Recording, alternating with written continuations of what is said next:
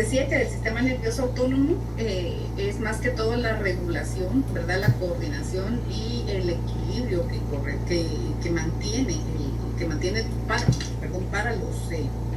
para los órganos internos. Órganos internos conocidos como vísceras, ¿verdad? Entonces, recordar que las vísceras son absolutamente todos los órganos que funcionan dentro de nuestro organismo. Hablamos corazón, hablamos de intestinos, hablamos vesícula biliar, hablamos de vejiga, páncreas, etcétera, etcétera, etcétera.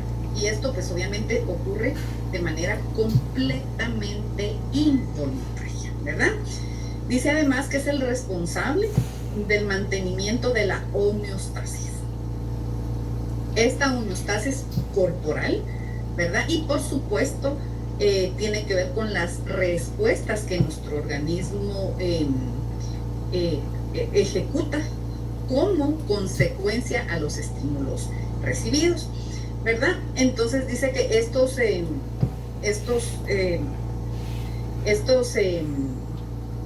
estas respuestas, ¿verdad? Son simple y sencillamente como consecuencia a los estímulos o a las variaciones que existen en el medio, tanto externo como interno. Entonces, uno de los ejemplos que a mí me gusta mucho poner es, por ejemplo, cuando nosotros sentimos frío. Cuando nosotros sentimos frío, tenemos dos reacciones, ¿verdad? El frío, bueno, cuando nosotros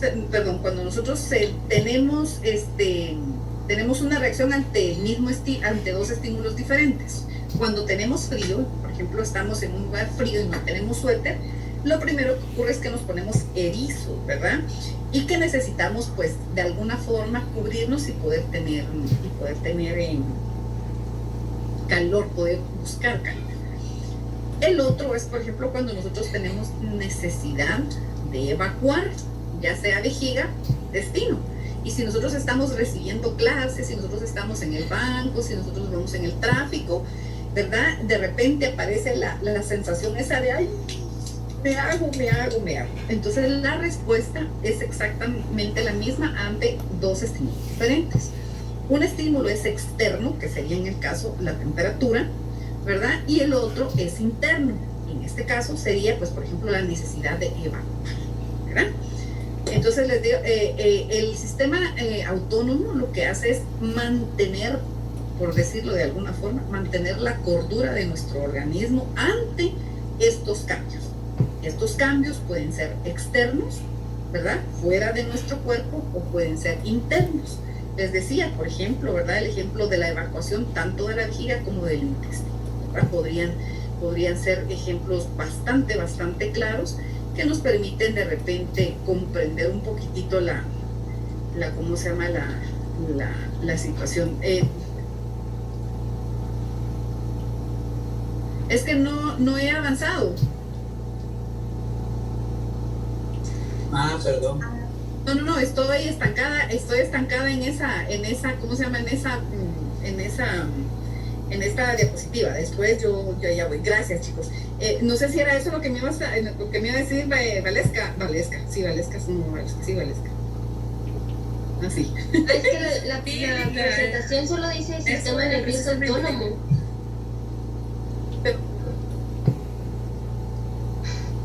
Y ahí no les aparece la siguiente tampoco. No, solo dice sistema nervioso autónomo y abajo está su nombre. Esto dijo que Canva no me gusta. Dale, Jorgito, si me eches, porque no sé qué más hacer. En teoría esto está presentando bien. Como que está trabajado. Solo me tenés que dar acceso.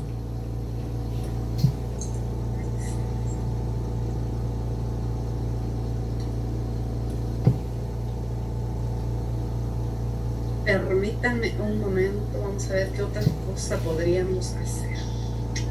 Les decía, vamos, entonces, al final lo que busca el sistema nervioso autónomo es nada más y nada menos que mantener el equilibrio, tanto ante estímulos externos como ante estímulos internos. Esto quiere que mientras haya menos, el sistema nervioso autónomo lo que va a hacer es dar más. ¿Para qué? Para que se consiga el equilibrio. Si hay menos, el sistema nervioso autónomo lo que va a hacer es dar más. ¿Para qué?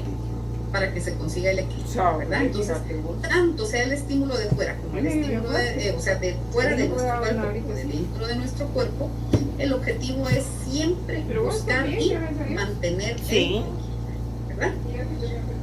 Entonces, para poder estudiar al sistema nervioso autónomo, en muchas bibliografías solo aparecen dos partes del sistema nervioso autónomo. A mí siempre me gusta incluir dentro de ellas una tercera, que sería el sistema nervioso entérico. La primera, entonces, que son las más conocidas por nosotros, sería el sistema nervioso simpático, que se le conoce también como adrenérgico. ¿Por qué adrenérgico? A ver, ¿quién me responde? ¿Por qué adrenérgico? Porque tiene que ver con la adrenalina. Gracias, Linda, ahí estamos, y no les iba a caer a todos. Porque tiene que ver con la adrenalina, porque reacciona, o la mayor parte de sus respuestas, de su funcionamiento, tiene que ver con la adrenalina. Nos mantiene alerta. Exactamente, o también con la noradrenalina, ¿verdad? Responden más a estos neurotransmisores que a otros neurotransmisores. Y el sistema nervioso parasimpático o colinérgico, que está relacionado entonces con la acetilcolina, ¿verdad? Quiere decir también entonces que el sistema nervioso parasimpático es más afín a el neurotransmisor conocido como acetilcolina. Y tenemos el sistema nervioso entérico. El sistema nervioso entérico pues va a formar parte del sistema nervioso autónomo y va a reaccionar en de diferentes formas ante los diferentes los sistemas simpático y parasimpático funcionan en general de forma antagónica, ¿verdad? Entonces no son agónicos, ¿verdad? Se recuerdan al principio del semestre decíamos que agonistas eran que se unían para poder lograr un fin ambos. Antagonistas es que chocan y entonces uno siempre contra el otro, pero el objetivo de este caso es mantener un equilibrio, ni que uno se pase mucho tiempo, porque van a haber situaciones en las que sí, ni que el otro tampoco baje tanto, entonces mantener casi siempre un equilibrio adecuado, ¿verdad? ¿Qué más tenemos? Dice que, sin embargo, hay órganos que solo reciben que solo reciben inervación simpática o parasimpática. ¿Qué quiere decir esto? Quiere decir que no todos los órganos de nuestro organismo reciben de ambos, ¿verdad? Obviamente si hablamos del entérico estamos hablando de a nivel gastrointestinal, entonces no nos vamos a meter en este de momento, sino que del simpático y del parasimpático. Entonces de estos dos, ¿verdad? Vamos a tener como consecuencia que van a haber órganos que reciban de los dos, pero van a haber órganos que reciben solamente inervación simpática o parasimpática, y los vamos a ir viendo un poquito más adelante. Entonces, ¿cómo se activa el sistema nervioso autónomo? El sistema nervioso autónomo obviamente va a estimularse frente o mejor dicho, va a reaccionar frente a los estímulos que hay de diferente forma, ¿verdad? Tanto de forma interna como de forma externa, pero el que dé el boom de activación del sistema nervioso autónomo es fundamentalmente por los centros localizados en el hipotálamo, pero no solamente por los que están localizados en el hipotálamo, sino que también por los centros que están ubicados en el tronco cerebral o el tronco del encéfalo y por algunos que están en la médula espinal. Dicho esto, entonces podemos comprender que el sistema nervioso autónomo tiene diferentes ubicaciones que lo que van a hacer es permitir que reaccione de forma inmediata ante los estímulos tanto internos como externos, ¿verdad? El hipotálamo es el centro organizativo por excelencia, ya que controla todas las funciones vitales e integra el sistema nervioso autónomo con el sistema neuroendocrino. Sabemos, ¿verdad? Lisbeth, dígame. El hipotálamo es el que el que va a ser el que se encarga de sistema endocrino, ¿no? Exactamente, del sistema endocrino. Por eso dice que primero van a haber centros de... Exactamente. Entonces viene y entonces el hipotálamo, o sea, hay centros que están en el hipotálamo que van a reaccionar, o sea, que se van a activar, pero no son solamente ellos, sino que además van a haber otros centros que están ubicados en el tronco del encéfalo y en la médula espinal que van a reaccionar. ¿Esto con qué objetivo? Con amarrar todas las reacciones con las hormonas, ¿verdad? ¿Qué hormonas? Todas las que se producen y las que se liberan a nivel del sistema nervioso central. Hablamos de, por ejemplo, hablamos de la hormona del crecimiento, hablamos de las hormonas, todas las hormonas son estimulantes, por ejemplo, estimulantes de la tiroides, por ejemplo, estimulantes de las suprarrenales, de todo, exactamente, no solamente nervioso, sino que completamente del sistema endocrino. Aquí quiero hacer un paréntesis y es algo que nosotros tenemos que considerar siempre que se tengan pacientes, ¿verdad? Si el estado de ánimo de la persona está deteriorado por diferentes circunstancias y como consecuencia van a aparecer entonces enfermedades. O sea, aparte de los trastornos mentales, ¿verdad? Van a aparecer también enfermedades. Entonces, por ejemplo, vemos a una persona, voy a hablar específicamente de una mujer, vemos a una mujer que de repente tiene problemas porque está casada pero no puede tener hijos, además de no tener hijos, por ejemplo, sus cambios de humor son completamente fuera de lo normal, por decirlo de alguna forma. Gana peso sin comer demasiado, eso la estresa, entonces es un círculo vicioso el que se forma. Y como consecuencia va a ser una persona, va a ser una mujer en este caso, que va a estar todo el tiempo estresada, que va a tener frecuencia cardíaca alta, que va a tener la presión arterial alta, que va a tener muchísimos otros síntomas que al final pueden desencadenar o pueden desembocar prácticamente, por ejemplo, una persona hipertensa, en una persona diabética, en una persona con problemas de la tiroides, y este círculo lo que hace es evitar a su vez que esta persona pueda lograr quedar embarazada. Entonces, este círculo es muy frecuente más ahora que antes, ¿verdad? Entonces son cuestiones que nosotros tenemos que, obviamente, no pasa solamente, no hay señales, pasa también en los hombres, ¿verdad? Hombres no sean emocionales. No quiere decir que los hombres, por ejemplo, ganen peso. En los hombres creo que es más frecuente que pierdan peso por situaciones de base emocional. Al final, todo nuestro sistema nervioso autónomo lo que hace es coordinar. ¿Para qué? Para que todo, en teoría, esté en equilibrio, pero si ya no puede más, pues ni modo, ¿verdad? Entonces empiezan a aparecer no solamente los trastornos, sino que también las enfermedades físicas en las personas, ¿verdad? Y esto conlleva trastornos hormonales, trastornos obviamente de la producción, de la concentración, de la utilización de los neurotransmisores a todo nivel, ¿verdad? Entonces tenemos que, es cierto que el hipotálamo y que algunos centros controlan a los sistemas nerviosos simpático y parasimpático, pero no son los mismos para cada uno de ellos, ¿ok? El simpático va a tener unos centros que van a ser a quienes él corresponda, a quienes él obedezca, y el simpático va a tener a otros.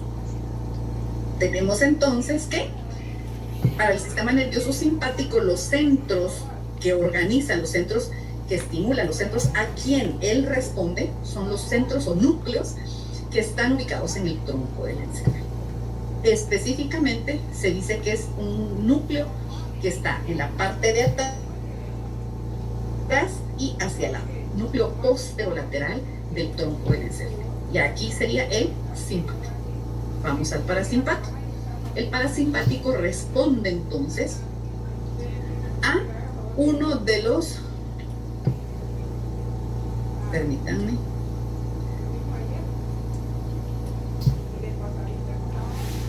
a uno de los centros que está ubicado en el hipotálamo.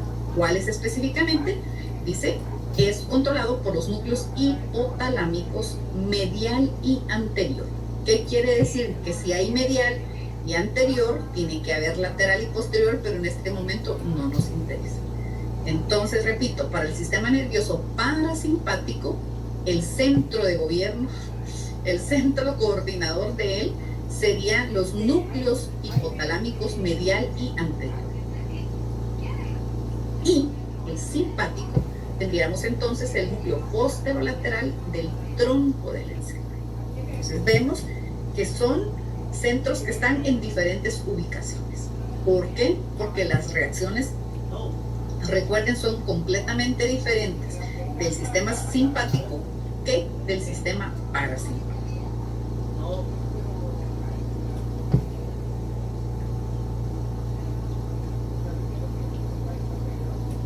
No, ¿por qué me pasa con ustedes? Esto es malo. No, porque no tengo que darles clase. ¿Te gusta o no te gusta?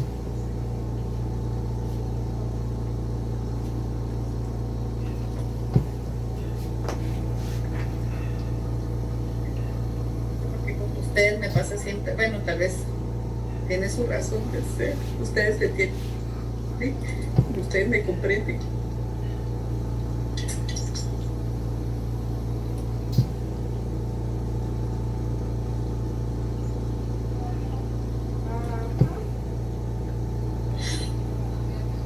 Definitivamente a ustedes no los quieren.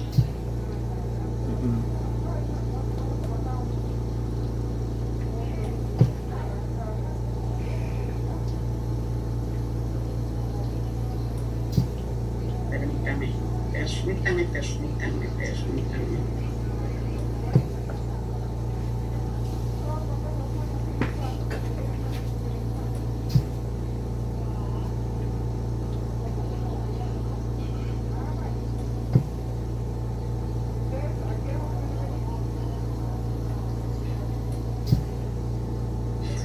Voy a volver a hacer lo que me dijeron hace un momentito para ver si funciona nuevamente esto.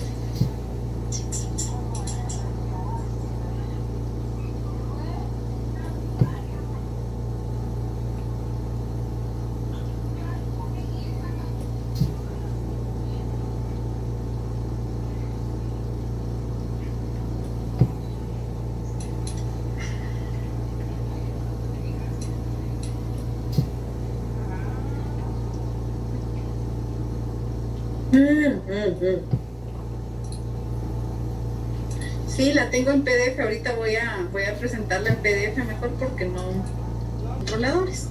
No está en el ¿cómo se llama? En el. Yo lo voy a parar el micrófono. Uno estaría entonces, ¿verdad? Hablando del sistema nervioso simpático, estaría en el tronco del encéfalo, y hablando del parasimpático, estaría en el hipotálamo. Dale, pues. Ok, entonces, ¿cómo va a regular el sistema nervioso autónomo nuestro organismo? Dice que las mayores funciones del sistema nervioso autónomo son reguladas de forma inconsciente. Esto no es nuevo para nosotros, ¿verdad? Esto nosotros ya lo sabemos, ya nos dimos cuenta, ya entendemos que es así. También sabemos que el sistema nervioso autónomo se mide más que todo por reflejos viscerales. Es decir, por ejemplo, cuando yo necesito evacuar vejiga, es simple y sencillamente ¿por qué? Pregunto.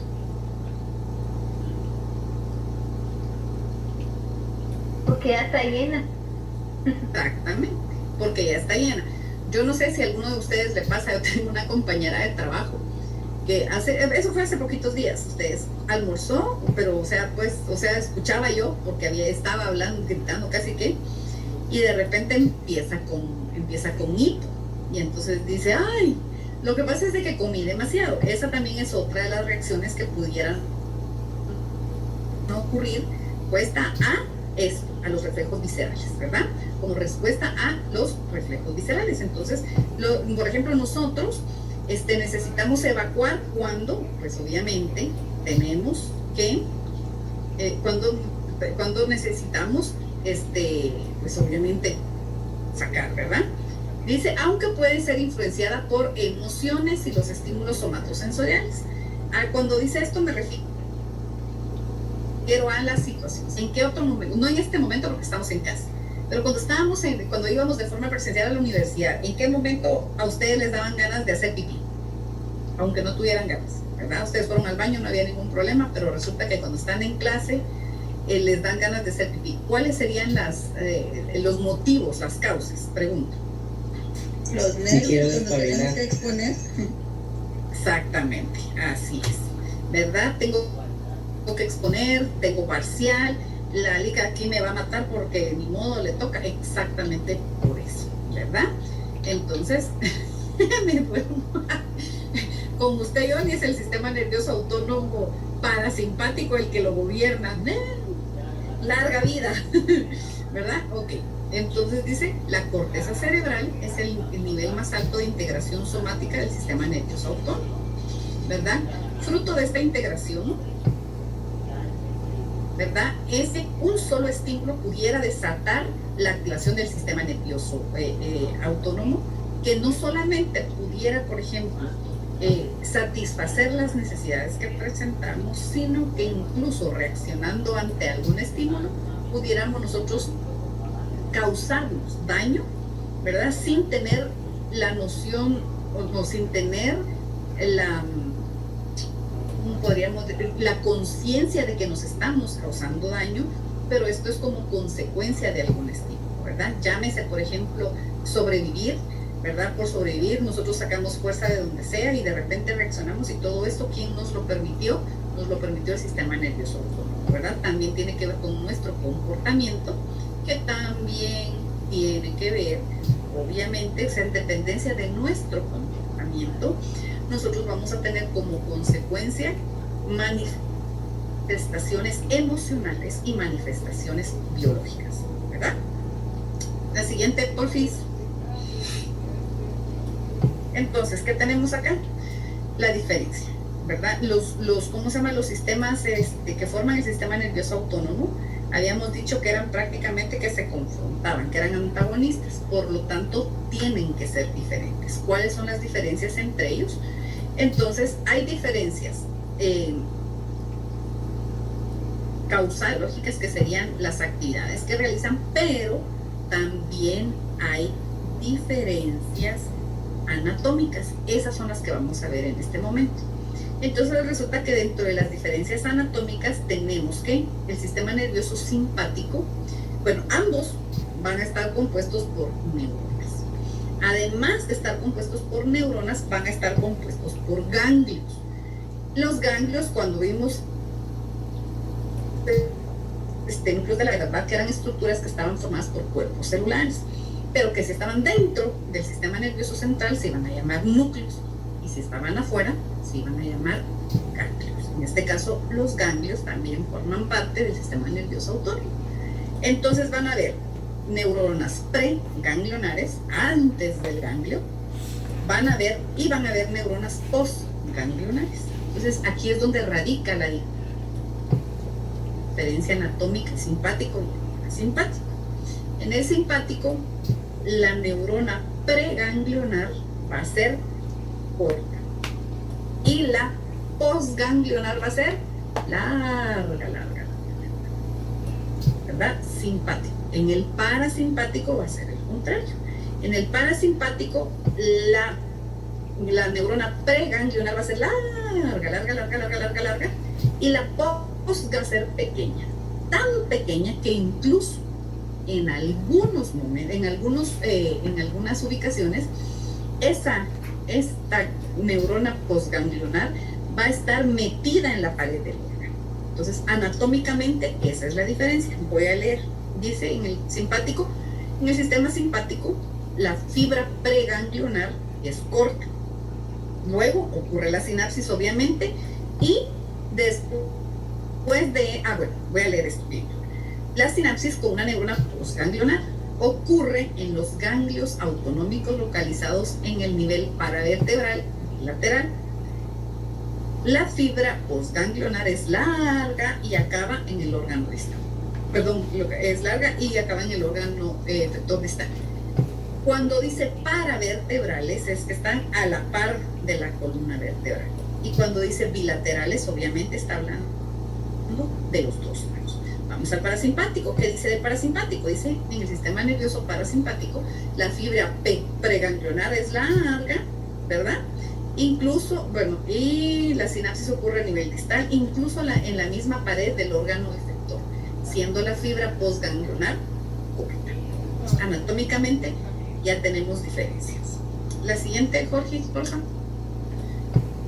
Aquí tenemos la imagen, ¿verdad? Ahí podemos ver específicamente cómo es que funciona o mejor dicho, cómo es la anatomía de las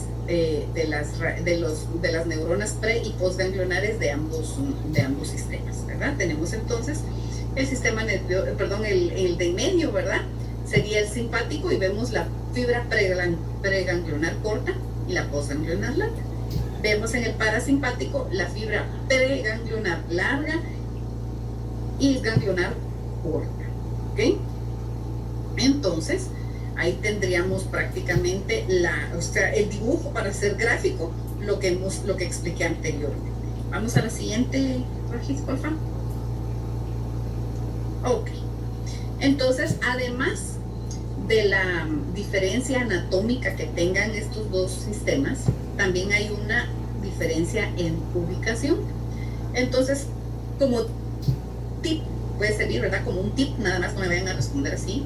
El sistema nervioso simpático se encuentra en medio y el parasimpático se encuentra arriba y se encuentra abajo. Les digo, como tip, no me vayan a responder así porque obviamente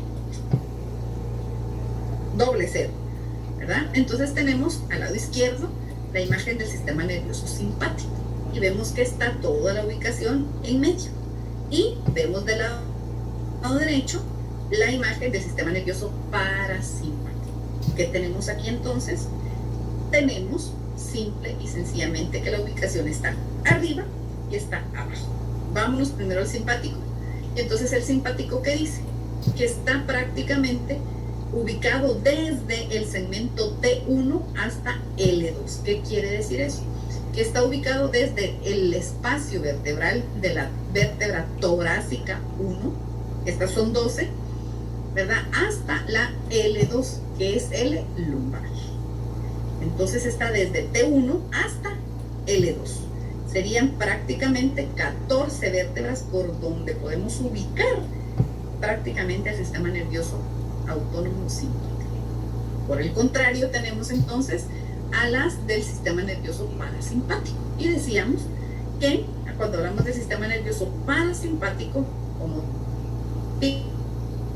podríamos decir arriba, que estaba abajo. Arriba va a estar ubicado en el tronco del encéfalo. Y en el tronco del encéfalo, la función va a estar prácticamente unida, asociada con algunos de los pares craneales. ¿Cuáles pares craneales? Tercer par craneal, que nos va a permitir la miosis o la contracción de la pupila, la midriasis, ¿verdad? Estaría el séptimo par craneal, el noveno par craneal, que lo que van a hacer estos chicos, ¿no? Van a permitir que algunas de las glándulas puedan segregar sus jugos, por ejemplo, las lagrimales, cuando nos ponemos chillones, ¿verdad? Las parótidas, cuando comemos mango verde con limón y sal, cuando chupamos limón, ¿verdad? Las submaxilares también, que van a segregar algún tipo de líquido, ¿verdad? Entonces vamos a leer, dice, los segmentos simpáticos tienen origen en la médula espinal entre los segmentos T1 y L2. Las fibras nerviosas parasimpáticas tienen origen en el tronco encefálico con los núcleos de los pares craneales tercero, séptimo, noveno, ahí me faltó el décimo, el bajo, ¿verdad? Y en la médula, en la corteza, en la columna vertebral, en la región sacrocoxígea, hasta arriba y hasta abajo, ¿verdad? ¿Cuáles van a estar ahí? Pues van a estar, bueno, vamos a ver un poquito más adelante qué órganos están ubicados en cada una de estas estructuras. La siguiente, Jorge, por favor. Ok. ¿A qué se refería cuando hablaba de que se estaban en los ganglios paravertebrales bilaterales? Se refería a la imagen que vemos a nuestro lado derecho. Dice que cuando las fibras del sistema nervioso autónomo, en este caso simpático, entran ya a la médula espinal, ellas ingresan y se van a organizar, o se pueden organizar, o tienen tres rumbos a seguir, ¿verdad? Uno de esos rumbos es que llegan al ganglio y que hacen sinapsis y siguen su camino normal, ¿verdad? La ruta normal, esa es una. La otra es que llegan a su ganglio y de ahí se quedan así como que, ¿para dónde me voy? No me quiero ir para donde me lleva la corriente. Mejor me voy para arriba y regresa o va al ganglio de arriba. O dice, no, mejor me voy para el de abajo. Va para el ganglio de abajo. Esa sería la otra. Y la otra opción que ellos tienen es simple y sencillamente siguen hasta donde quieren y de ahí salen, absolutamente sin hacer sinapsis con ninguna otra de las, esos serían las ovejas negras de la familia, ¿verdad? Entonces vamos a leer. Una dice que, antes de leer, veamos el dibujo y vemos que, digamos que los nudos que se ven a la par, ¿verdad? Estos serían los ganglios paravertebrales. Los ganglios paravertebrales, simple y sencillamente, son los que están a la par de la columna vertebral, a la par del hueso de la estructura blanca hacia adelante, prominente que podemos ver. Ese no es hueso, ese sería un disco intervertebral, ¿verdad? No es hueso, sino que es otra estructura. Bueno, es aparte hueso y parte no. Pero en medio pasaría la médula espinal y a la par lo que se ve en amarillo sería la cadena ganglionar, ¿verdad? Y los axones, obviamente, gracias, Jorge. Y los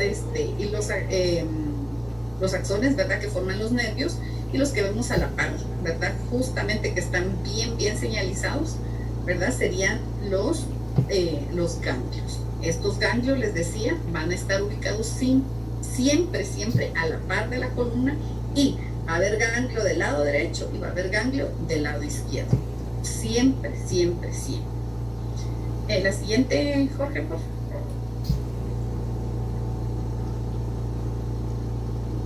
Ahora vamos a ver cómo se distribuyen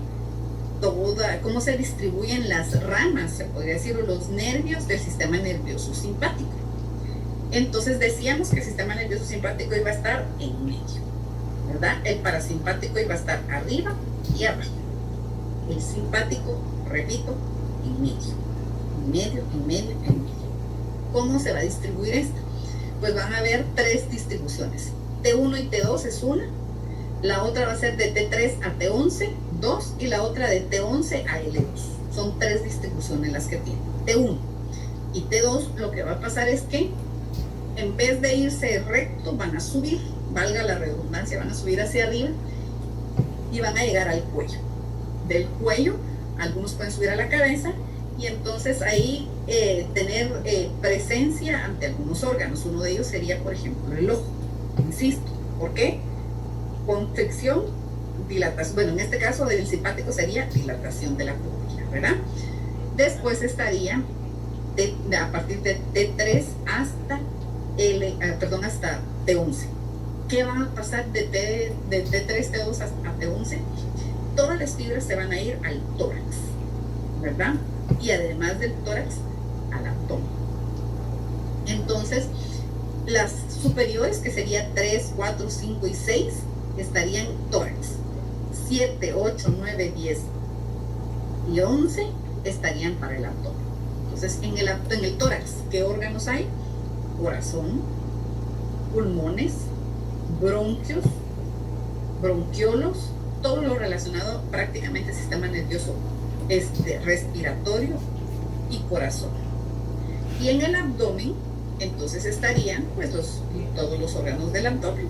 Tendremos estómago, vesícula biliar, intestino grueso, intestino delgado, tendremos páncreas, tendremos riñones, tendremos útero en el caso de las mujeres. ¿Okay? Y de T2 a L2, de T12, 2T12, L1 y L2 se encargaría de llevar prácticamente la irrigación a órganos reproductores prácticamente y a los miembros inferiores. ¿Okay? Miembros inferiores no estamos hablando de los músculos, no estamos hablando de los huesos, estamos hablando en todo caso de la circulación, estamos hablando de la circulación arterial y de la circulación venosa. ¿Ok? Vamos a la siguiente, por favor. Ahora el parasimpático. Ya habíamos dicho, ¿verdad? Que entonces el parasimpático estaba arriba y abajo. Son los pañitos, ¿verdad? El sándwich, ¿cómo se llama? El jamón es el simpático. Entonces, cuando hablamos de la parte superior, estaríamos hablando, les decía, del tronco del encéfalo. Entonces, cuando hablamos del tronco del encéfalo y del sistema nervioso parasimpático, nos tenemos que ayudar, se podría decir, o nos tenemos que orientar por todas las acciones que realiza un nervio. Un nervio que es el más bandido, es el más rebelde, pero ¿cómo trabaja? Es el vago, ¿verdad? Entonces el vago va a inervar incluso algunas regiones del cuello y la cara y hasta el ano, ¿verdad? Dice que entonces el 75% de las fibras del sistema nervioso parasimpático viajan a través del nervio vago. ¿Qué regiones específicamente, o más específicamente se podría decir, todas las regiones del tórax y del abdomen? El vago, dice, proporciona fibras parasimpáticas. ¿A qué? Exactamente a los mismos órganos que vimos anteriormente, que estaban en el tórax y que estaban en el abdomen. ¿Cuáles?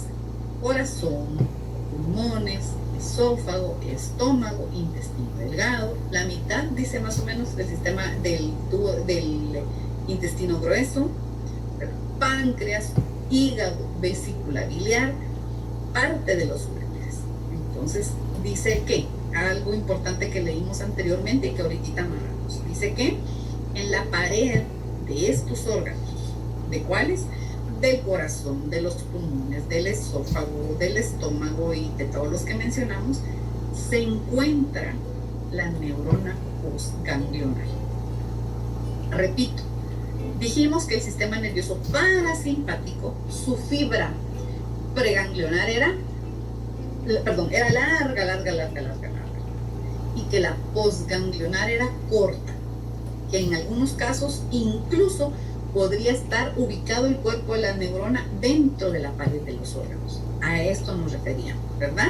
Que entonces la fibra preganglionar es larga, ¿por qué? Porque sale desde la médula espinal y recorre y se va, por ejemplo, hasta la vejiga. Y ahí en la vejiga, prácticamente en la pared de la vejiga, está la fibra postganglionar. Por lo tanto, es pequeño. ¿Ok? No sé si estamos claros ahí o tienen alguna duda. Todo claro. Ok, vamos a la siguiente.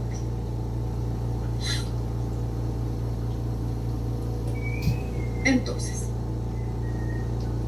aquí vemos la distribución específica de las fibras, tanto en el nivel superior como en el inferior del sistema nervioso parasimpático.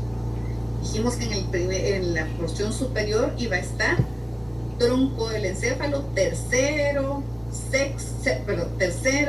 séptimo, noveno y décimo pares craneales. ¿Cómo va a estar? ¿Cómo van a estar entonces ubicados estos o qué función van a hacer? Dice, las fibras del tercer par craneal van a los esfínteres pupilares. Tercer par craneal parasimpático, constricción. Simpático, midriasis, ¿verdad? Simpático, parasimpático, ¿ok?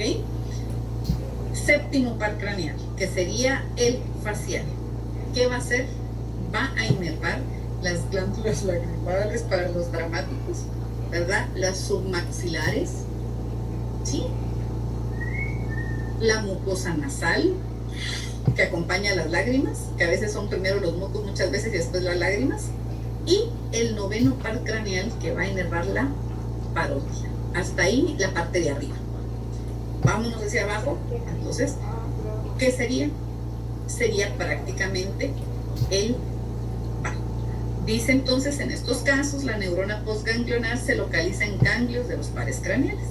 En las fibras sacras, las que están hasta abajo, ¿verdad?, viajan con los nervios pélvicos y se lleva la inervación parasimpática. ¿A dónde? Al colon, al recto, a la vejiga, a la porción baja de los uréteres y de los genitales externos. ¿Qué quiere decir esto entonces? Que la mayor inervación de los órganos sexuales o de los órganos reproductores lo garantiza el sistema nervioso parasimpático. Y del resto del cuerpo se encarga prácticamente el sistema nervioso simpático. Estamos hablando de sangre, ¿verdad? De a dónde llega, o sea, de cómo se facilita la circulación de cada uno de estos, de cada uno de los órganos, ¿verdad? Entonces les decía que los facilita prácticamente el sistema, para el 90% del cuerpo, el sistema nervioso simpático, y el otro 10% serían prácticamente órganos sexuales, órganos reproductores, ¿verdad? Vamos a la siguiente. ¿Qué tenemos? Tenemos, además del simpático y del parasimpático, que los vamos a retomar un poquito más adelante, tenemos al sistema nervioso entérico. El sistema nervioso entérico, muchas bibliografías, Antonio, muchas bibliografías, en este caso ya a estas alturas las egrafías, no consideran dentro de la clasificación del sistema nervioso autónomo al sistema nervioso entérico. Sin embargo, es para mí, o sea, desde mi punto de vista, sumamente importante que se considere. ¿Por qué? Porque además de ser una red neuronal bastante organizada y numerosa, está amarrado definitivamente con todo lo relacionado con las emociones y la funcionalidad del tubo digestivo. Dice entonces que las neuronas del sistema nervioso entérico están localizadas en la pared del tracto gastrointestinal, desde el esófago hasta el ano. Todo, absolutamente todo el tubo digestivo está inervado por este tipo de neuronas, y por lo tanto al conjunto de este grupo de neuronas se le conoce como sistema nervioso entérico. Dice que es aproximadamente formado, o mejor dicho, que es formado por aproximadamente 100.000 millones de neuronas. ¿Ok? Entonces, además de estar formado por estas 100.000 millones de neuronas, están específica y sumamente especializados en el control de los movimientos y las secreciones del aparato digestivo. ¿Qué quiere decir esto? Que están organizados, están organizadas, están coordinadas, están específicamente hechas para cumplir con dos cosas. Uno, el peristaltismo. El peristaltismo del tubo digestivo, para que todo pase, para que todo fluya, para que todo entre y salga, y con la producción de las secreciones. En el estómago sería ácido gástrico para ayudar a la digestión. Vamos al intestino delgado, estaríamos hablando de la bilis y de algunos otros que son segregados por la vesícula biliar. Seguimos en el camino, hay alguno que otro, se llaman otras enzimas que se llaman amilasas, ¿verdad? Que lo que van a hacer es permitir que los alimentos se sigan digiriendo y que se puedan absorber los nutrientes. Pregunto, ¿qué pasa entonces si no hay movimiento del tubo digestivo? Perdón a mis chuchos. Escucho y voy a apagar mi micrófono en lo que les pasa la bulla. ¿Pasaría estreñimiento o algo así, no? congestión intestinal. Muy bien, eso pasa. Ahora pregunto nuevamente, ¿en qué momento de nuestra vida se hace presente el estreñimiento? Cuando hay estrés. Exactamente. Entonces, les digo, por eso a mí me gusta involucrar dentro del sistema nervioso autónomo al sistema nervioso entérico. Entonces, por ejemplo, muchas de las personas que sufren o que llegan a presentar incluso cáncer de colon, se da por la permanencia de sustancias dentro de tu colon. Estamos hablando el colon descendente, se podría decir en el dibujo que nosotros tenemos, justo en la última parte que está del lado derecho, topado el lado derecho hasta abajo, estaría hablando, toda esa parte es donde más frecuentemente se da cáncer, ¿verdad? Y cuando se habla de cáncer de colon, el 90%, el 95% de cánceres se encuentra ubicado en esta parte. Y es ahí justamente, por ejemplo, cuando hay movimiento, el resto del tubo digestivo se mueve, pero toca. ¿Sí? Y entonces todo el material para desechar, ¿verdad? Sería un material que se queda ahí y que por seguirse absorbiendo cosas que ya no sirven porque son desechos, se pudiera entonces desarrollar una situación como esta.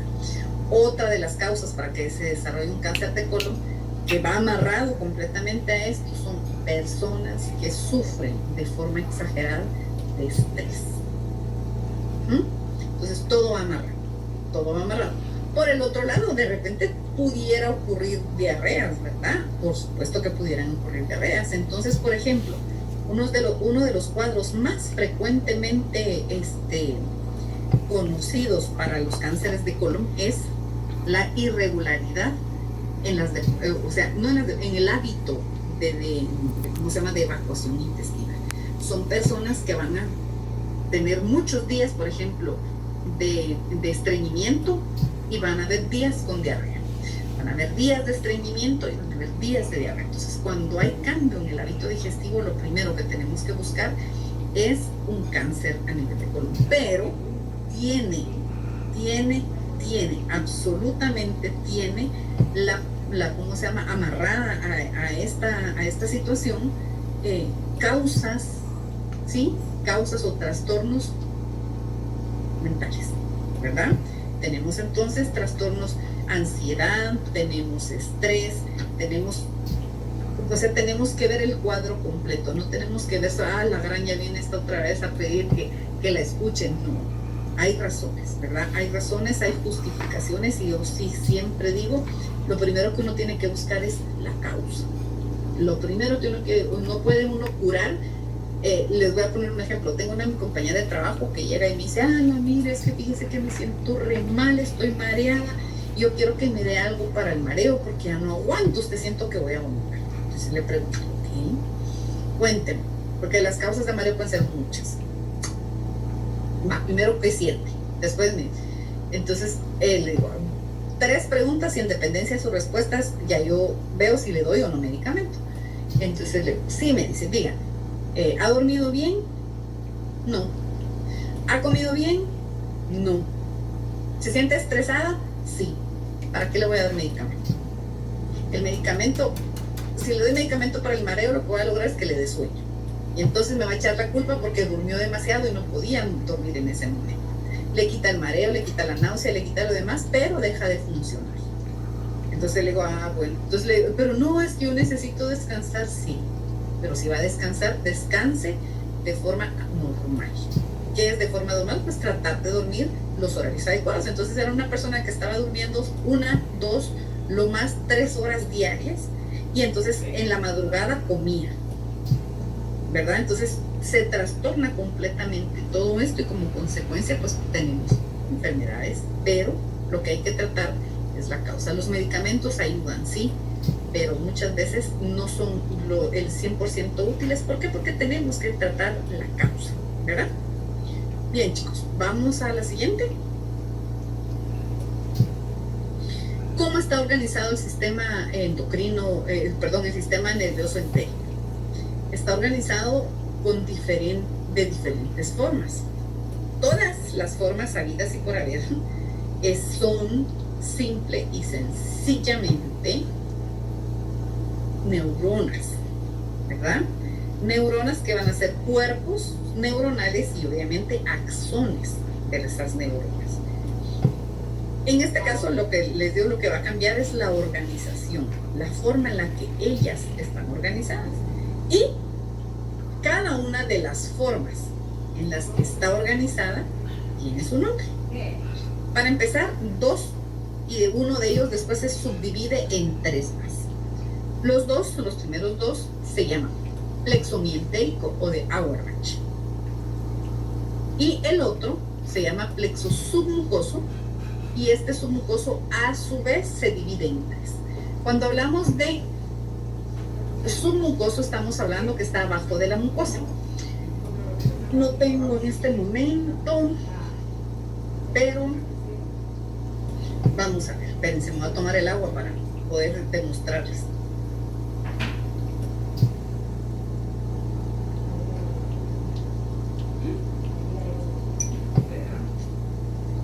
Perdón, para que no se me fije.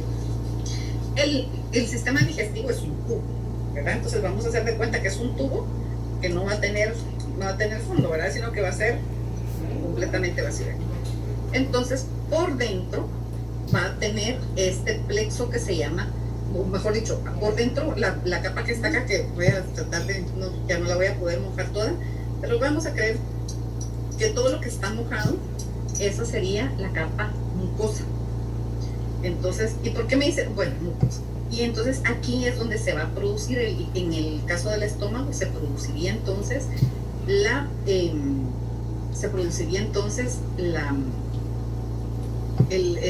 los ácidos gástricos. En el caso de los intestinos, pues otro tipo de líquidos que van a ayudar a terminar la digestión. Entonces, esta sería la mucosa. Por debajo de la mucosa, vamos a hacer de cuenta que sería esta capa de acá, estaría la submucosa. Esta capa submucosa sería entonces la que se conoce con el nombre de plexo submucoso. Pero este plexo submucoso va a tener tres capas. Va a tener entonces una capa que va a ser la interna, perdón, vamos a ver si me funciona, que sería la interna, ¿ok? Vamos a tener otra que sería la media, y va a tener otra que ya no tengo más,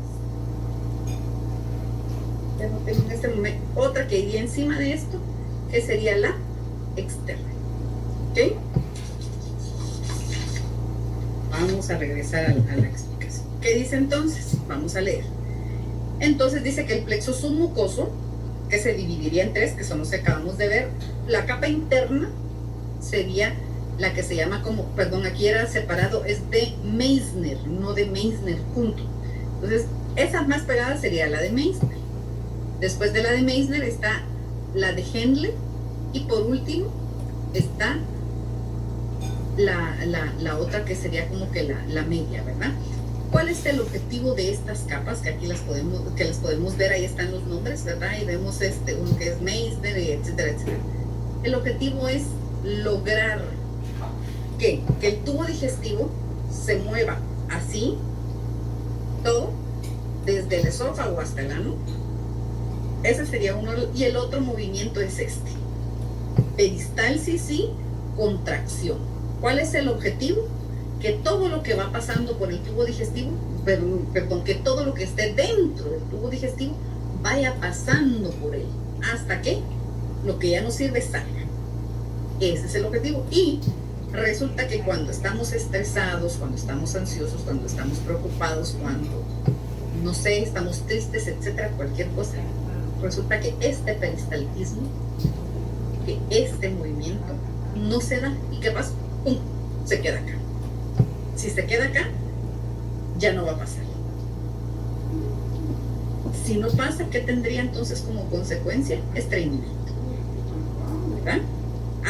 Y resulta que después del estreñimiento, además del estreñimiento, de repente puede causar con diarrea, lo que les decía. Entonces llega un momento en el que la persona de repente pues da un suspiro, se relaja y ¡bum!, evacúa completamente, y después vienen otros 5, 6, 7, 10 días de estreñimiento. ¿Cómo se le llama esto? Se le llama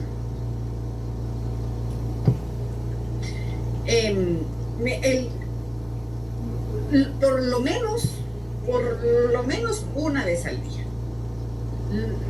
Imagínense, se dice, hay teorías, ¿verdad?, que justifican que las veces que se debería ir al baño son las veces que uno come, ¿verdad? Por eso, mamases y papás, y nosotros incluso, puede ser que incluso cuando terminemos de comer o cuando estemos comiendo, resulten o aparezcan las ganas de defecar. Es normal hasta cierto punto. ¿Por qué?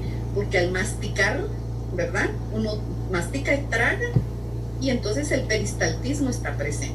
Como consecuencia sería la evacuación. Entonces lo ideal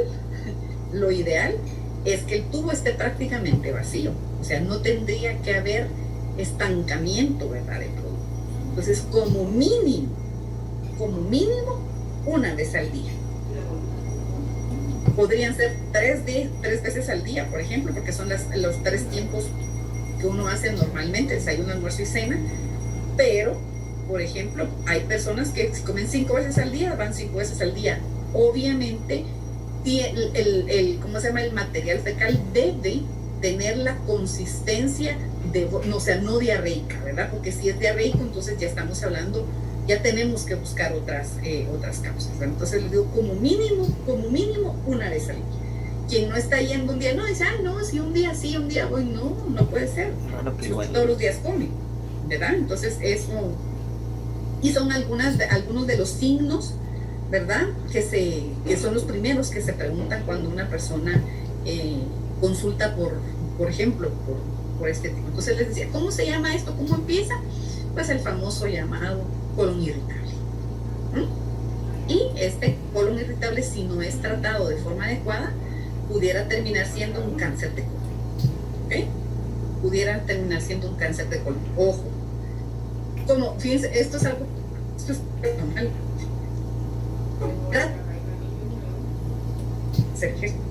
Pero miren ustedes, cuando yo no hago ejercicio, así, 24 horas después, tengo problemas. O sea, empiezo a sentir o a pasar por estreñimiento, ¿verdad?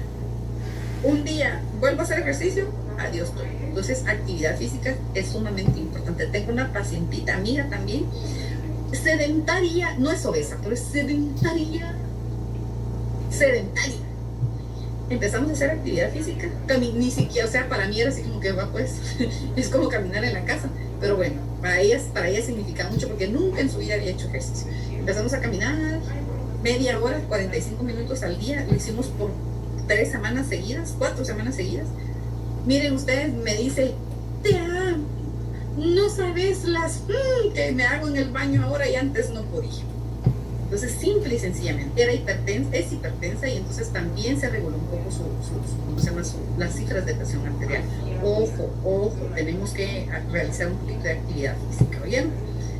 Siguiente, Jorgito, por favor. Entonces, ahora tenemos cómo es que funciona todo esto con los neurotransmisores. Ustedes dijeron, sí, eso ya lo sabía. Pues esto no lo sabíamos. Y entonces, como ya al principio del semestre vimos todo lo relacionado a neurotransmisores, ahorita ni me preocupo yo por eso, ¿verdad?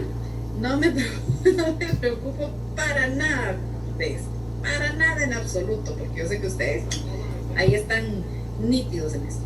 Resulta que los sistemas nerviosos simpático y parasimpático son más afines a ciertos grupos de neurotransmisores, ¿verdad? Entonces, el simpático va a ser a uno en dependencia y el otro a otros.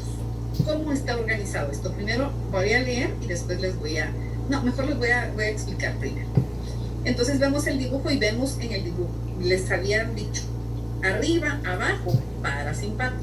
En medio, simpático. Vamos a ver primero, arriba, no, mejor vamos a ver en medio. Vamos a ver el simpático. Gracias, Jorge. Entonces, veamos desde arriba, agarremos simpático, parasimpático también con tu, ahí está. Desde arriba, desde donde dice parasimpático, ahí está. Vemos y dice AC. ¿Ok? Entonces nos vamos a dar cuenta de algo, gracias. Esas serían las fibras preganglionares. Y nos damos cuenta que tanto del parasimpático, izquierda, izquierda, izquierda, ahí. Y vemos tanto del simpático como del parasimpático que todas las fibras preganglionares son AC. ¿Y qué es AC? Es que son afines a la acetilcolina. Entonces, todo el sistema nervioso autónomo, las fibras preganglionares van a ser afines a la acetilcolina. Pero las postganglionares, vamos a la derecha, derecha, derecha, ahí nos damos cuenta que cambia. En este caso, el simpático va a ser afín a la noradrenalina y a la adrenalina. Simpático.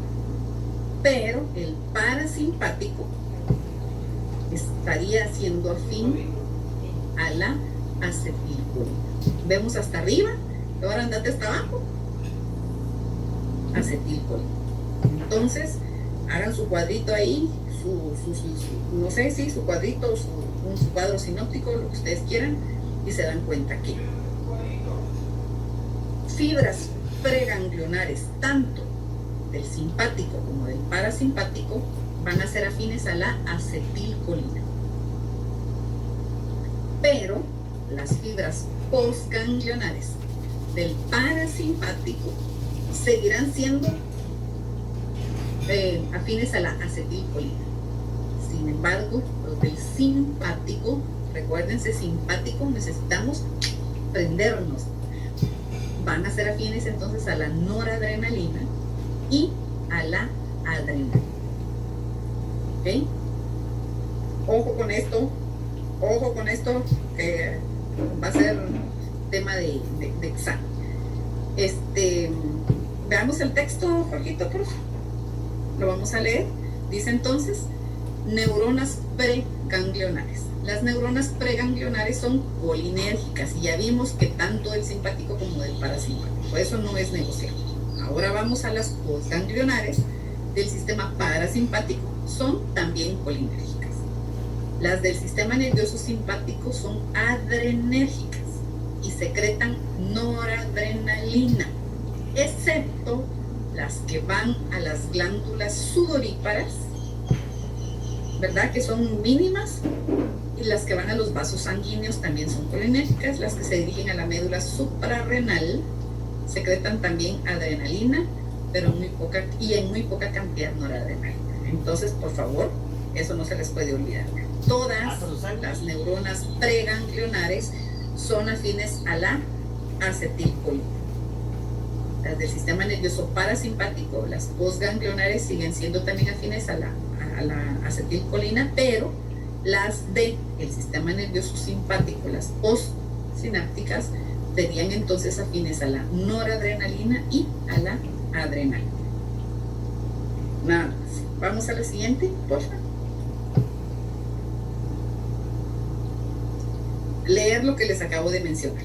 Los neurotransmisores del sistema nervioso simpático y parasimpático son fundamentalmente la noradrenalina y la acetilcolina. Para la noradrenalina, las fibras secretoras de la noradrenalina se denominan adrenérgicas. Y las que segregan perdón, aquí me confundí, era la acetilcolina y puse para la adrenalina, no me había dado cuenta hasta ahorita, ¿verdad? Y para en vez de adrenalina sería acetilcolina, serían entonces colinérgicas. Ojo con eso, por favor, disculpen, hasta ahorita me di cuenta. Vamos a la siguiente, Jorgito, por favor.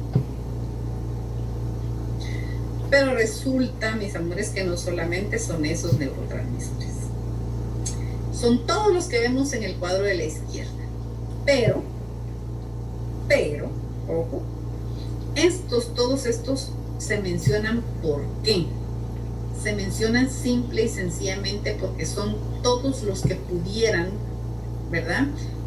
Interactuar en los momentos en los que la persona está siendo expuesto a niveles de estrés, como cuáles, como por ejemplo una cirugía. Y por eso les decía, o sea, esto es en el caso, o sea, esto sí lo tienen que saber sí o sí los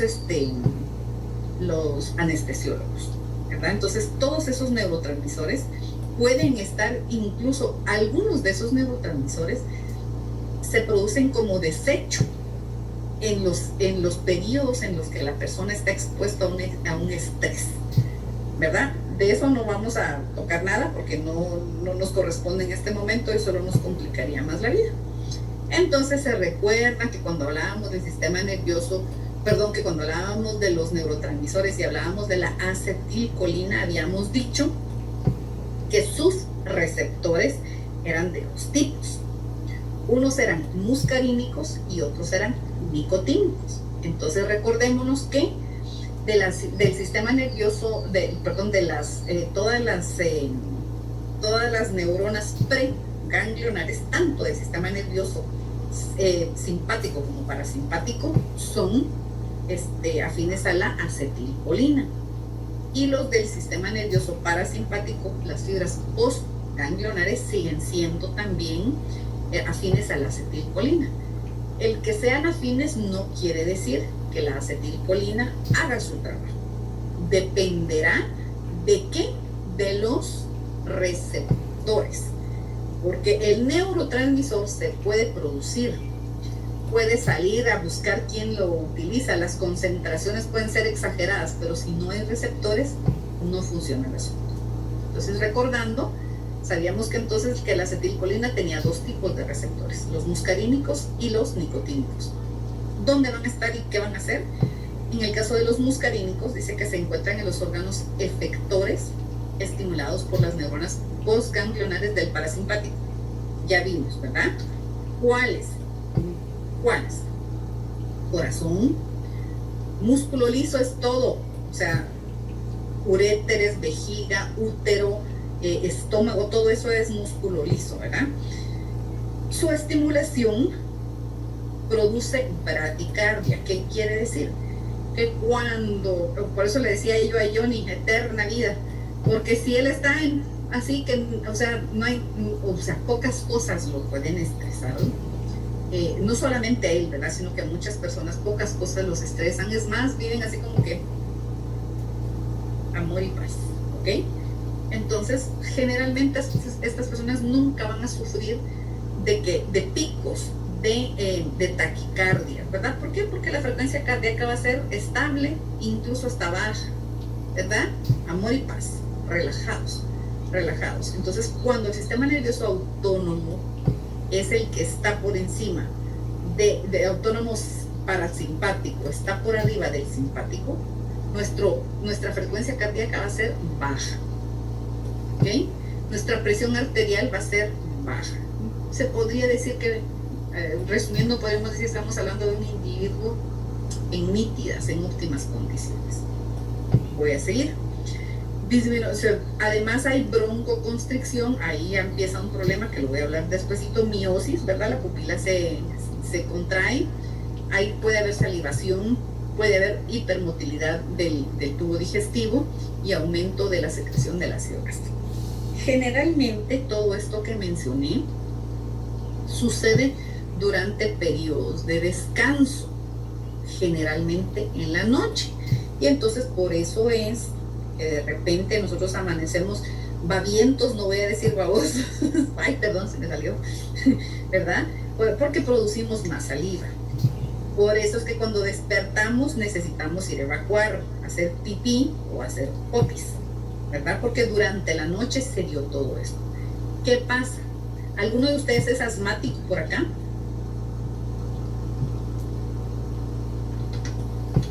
No, ya me hubiera respondido si hubiera algún Pues está dormido. También puede ser, ¿verdad? Está bien mimido. Bien, entonces voy voy a explicar qué pasa cuando hay una crisis de asma. ¿Qué podría ser, por ejemplo, ahorita para el problema del COVID? ¿Qué pasa? Que entonces nuestros tubos, ¿verdad? Vemos de bronquios, bronquiolos y tráquea, ¿qué pasa? Se cierran. Además de cerrarse, van a... Ok, entonces además de disminuir el diámetro, ¿sí? Van a producir mucha secreción aquí. Entonces imagínense, no solamente es chiquito el espacio, sino que lleno de moco, a la persona le va a costar respirar más. ¿Qué se utiliza para este tipo de problemas? Se utilizan medicamentos como, incluso para las personas que están muy mal, se utiliza la adrenalina. ¿Qué hace la adrenalina? A ver, por lógica, ¿qué haría? ¿Escucho? Asustarnos. Además de asustarnos, ¿no? ¿Qué otra cosa haría?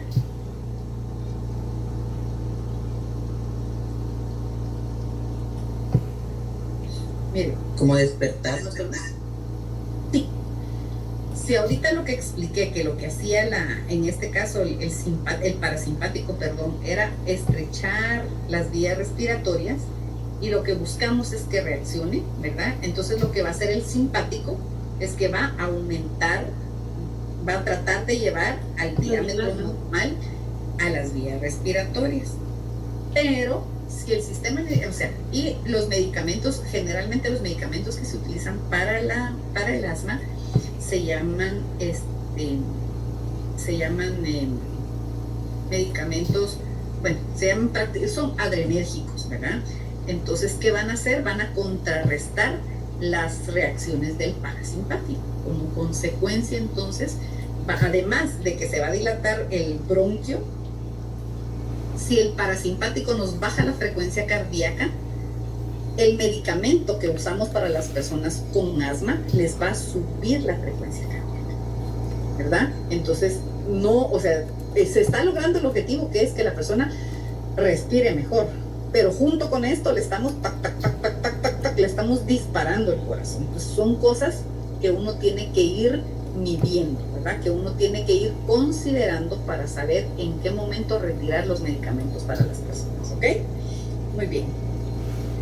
Con una persona con hipertensión pulmonar cambia mucho el panorama, ¿verdad? Para una persona que maneja hipertensión pulmonar quiere decir que los vasos, que lo vamos a ver un poquitito más adelante, los vasos, que estamos hablando de arterias pulmonares, el diámetro, en vez de ser el normal, está un poquito disminuido, ¿sí? Pero esto es por acción del sistema nervioso simpático. Entonces se disminuye. Como consecuencia de que disminuye el diámetro, aumenta la velocidad con la que pasa la sangre, en este caso del corazón hacia los pulmones. Como consecuencia, entonces la persona va a presentar síntomas prácticamente todo el tiempo, como si fuera una persona asmática, pero el origen de los síntomas no es respiratorio. El origen de los síntomas es cardiovascular. No es que haya secreciones, sino que la sangre está fluyendo con muchísima más velocidad, tanta velocidad que incluso puede ser puede ser demandante para el corazón. ¿Qué pasa entonces con el corazón? El corazón tiene que palpitar más fuerte para que la sangre salga.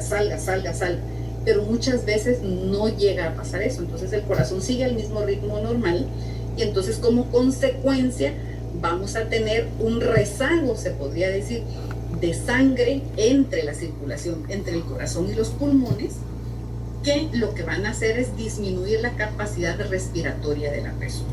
¿Qué vamos a tener como consecuencia? Por ejemplo, una de ellas es que la persona no puede dormir acostada completamente. Tiene que dormir en posición semisentada, porque si se duerme acostada completamente siente que se ahoga, ¿verdad?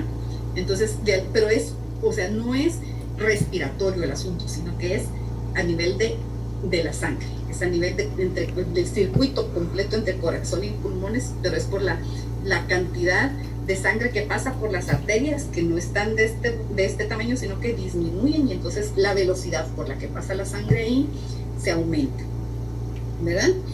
Vamos, dice que eso con los muscarínicos. Ahora vamos con los receptores nicotínicos. ¿Qué pasa con ellos? Y seguimos hablando, ¿verdad?, de todo lo relacionado a la acetilcolina. Entonces los receptores muscarínicos, que son los otros, ¿verdad?, dice que ellos se localizan en las uniones sinápticas de las neuronas pre y postganglionares, tanto del simpático como del parasimpático. Así, el estímulo nicotínico produce efectos excitatorios en ambos sistemas, pero el efecto final es predominantemente simpático. Esto es lo que me preguntaba César, ¿verdad? ¿Cuáles serían las consecuencias? Hipertensión, taquicardia y obviamente se sigue haciendo un círculo vicioso donde se va a seguir produciendo noradrenalina, se va a seguir produciendo adrenalina. ¿Para qué? Porque sigue el círculo. Entonces va a haber hipertensión. ¿Por qué? Porque los vasos se estrechan, porque la sangre va más rápido, ¿sí? Y llega, pues, obviamente con mayor exigencia, se podría decir, de poder ser trasladado. ¿Ok? La siguiente, Jorgito, por favor. ¿Qué otros receptores hay también en los sistemas nerviosos, tanto simpático como parasimpático? Obviamente, si hay adrenalina y noradrenalina, tienen que haber receptores para la noradrenalina y para la adrenalina. ¿Cuáles son ellos? Entonces, para la adrenalina, bueno, también para la noradrenalina estarían los receptores que se conocen con el nombre de alfa y beta, ¿verdad? Estos están ubicados en cualquier parte de nuestro cuerpo. No vamos a profundizar mucho en esto. Y están también los dopaminérgicos. Recordémonos que los dopaminérgicos, entonces estamos hablando de la dopamina, que junto con la adrenalina y la noradrenalina estamos hablando de las catecolaminas. Las catecolaminas por excelencia van a aumentar todo lo relacionado al sistema simpático, ¿verdad? Vamos a la siguiente, Jorgito, por favor. Entonces, ¿qué tenemos acá? Tenemos en conjunto, se podría decir, las funciones del sistema nervioso autónomo, ¿ok? Hablamos de cada uno por separado, pero como dijimos, el objetivo de ellas es mantenerse en equilibrio. Es mientras haya más, el otro que va a hacer va a dar un poquito, ¿para qué? Para mantener el equilibrio. Mientras haya menos, el otro que va a hacer, dar un poquito para buscar siempre el equilibrio. Siempre el objetivo es buscar equilibrio, buscar equilibrio. Entonces dice que resumiendo, se puede decir, la función del sistema nervioso autónomo es tono simpático y parasimpático. Cuando hablamos de tono, no estoy hablando de mi Antonio, ¿verdad? Estoy hablando de la capacidad que tenga todo lo relacionado en mi cuerpo para responder a los estímulos, ¿verdad? Entonces, por ejemplo, cuando yo digo estoy haciendo ejercicio, así el tono muscular es bueno. No hago ejercicio, ni modo, no hay tono muscular, ¿verdad? Entonces es mantener la efectividad. ¿Qué dice entonces? El tono simpático mantiene a casi todos los vasos sanguíneos, dice, constreñidos hasta aproximadamente la mitad de su diámetro máximo en condiciones normales.